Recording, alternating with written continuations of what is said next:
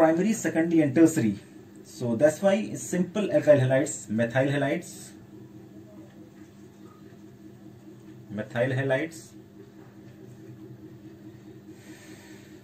and primary alkyl halides and primary alkyl halides gives SN2 reaction. So methyl halide,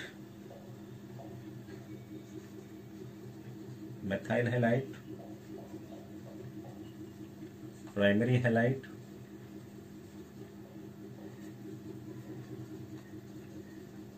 secondary halide, then tertiary halide. So this is the reactivity order of SN2 reaction. So if the compound is having more bulky group to restrict the approach of nucleophile. So that's why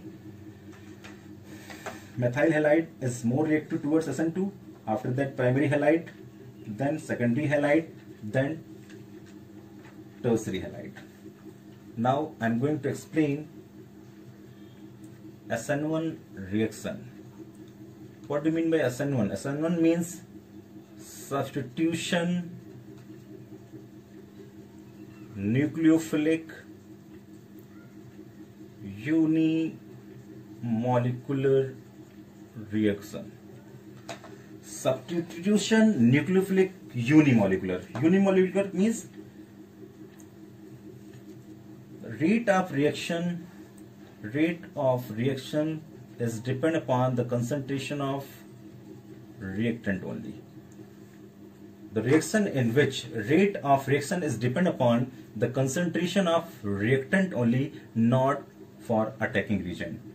So when only one molecule is involved in determining the rate of reaction is called one molecule. One molecule means that is only one molecule, that is reactant is involved in the rate determining step, is known as unimolecular reaction. So these such type of reaction are generally carried out in presence of polar protic solvent. These reactions are occurred in the presence of polar protic solvent.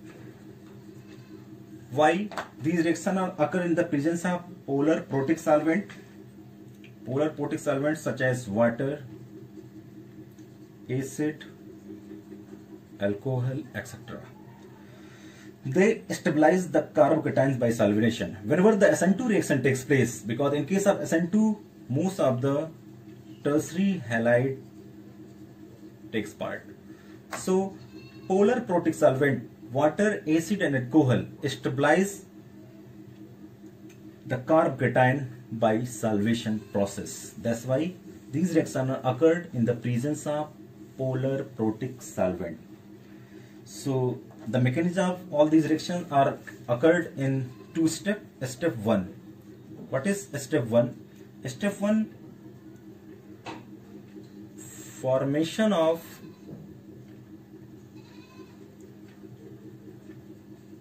carbocation intermediate. So in this case, formation of carbocation takes place due to heterolytic cleavage of CX bond. So whenever the heterolytic cleavage takes place, then the carbocation intermediate is formed. So this is slow step or rate determining step.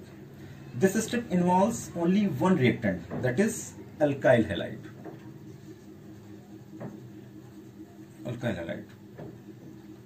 Therefore, rate of reaction depends only on the concentration of alkyl halide. So the rate of reaction depends upon only alkyl halide, Rx, not on the concentration of nucleophile. Then what will happen? We are taking CH3C, then Br, step 1, heterolytic cleavage takes place. This is the slow step. What will happen? CH3 C plus Br minus. So formation of intermediate carb cation takes place. Now step 2. So this is step 1. Step 1, this is the slow step, whenever the formation of carb cation intermediate takes place by the heterolytic cleavage. What about step 2? In case of step 2, attack of nucleophile on carb cation. CH3 C plus OH minus. Step 2.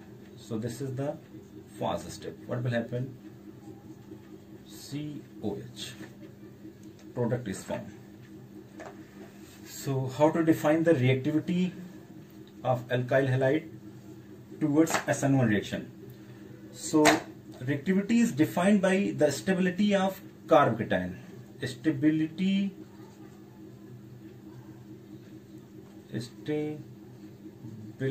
of carb cation. So greater the stability of carb cation, greater will be its ease of the formation from alkyl halide and faster will be the rate of reaction. That's why 3-degree alkyl halide undergo SN1 reaction. So reaction very fast because of high stability of 3-degree carb cation. So now order of reactivity towards SN1. 3 degree, then 2 degree, then 1 degree, then methyl halide. Because of the stability of carb cation. Greater the stability of carb cation, greater will be its ease of the formation from alkyl halide and faster will be the rate of reaction. That's why 3-degree alkyl halide undergo SN2. So 3 degree is more reactive, then after that 2 degree, then 1 degree, then methyl halide. Thank you.